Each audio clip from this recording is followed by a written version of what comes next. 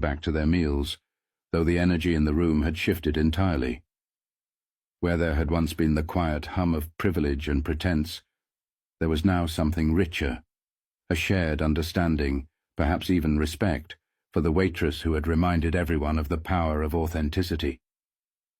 But Leonard wasn't just humiliated, he was exposed, and no amount of charm could shield him from the truth everyone in the room now saw.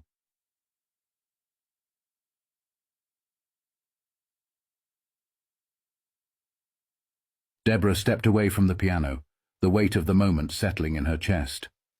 Her colleagues greeted her with quiet smiles and subtle nods of encouragement as she returned to her station. She still had a job to finish, but something about her posture had changed. Her head was held a little higher, her movements more deliberate.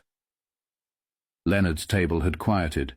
His entourage, who had laughed so freely at her expense earlier, now avoided eye contact, their conversation subdued.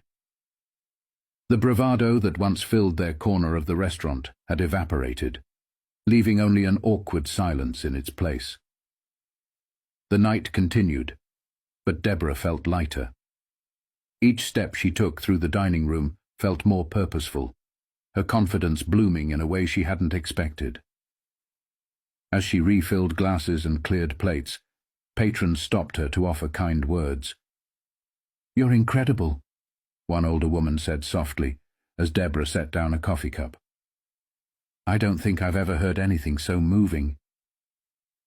"Keep going," another man added. "You've got something special. Don't let anyone tell you otherwise." Deborah thanked them with quiet humility, her heart swelling with gratitude. These weren't just compliments.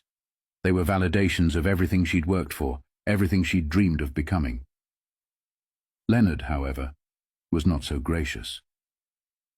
As Deborah approached his table to deliver the check, he looked up at her with an expression that teetered between annoyance and reluctant admiration.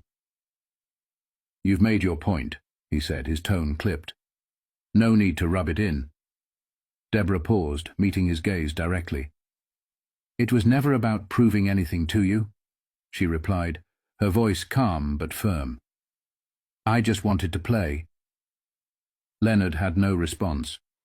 He fidgeted with his drink, his once commanding presence reduced to an awkward shuffle. The power dynamic had shifted completely, and everyone at the table knew it.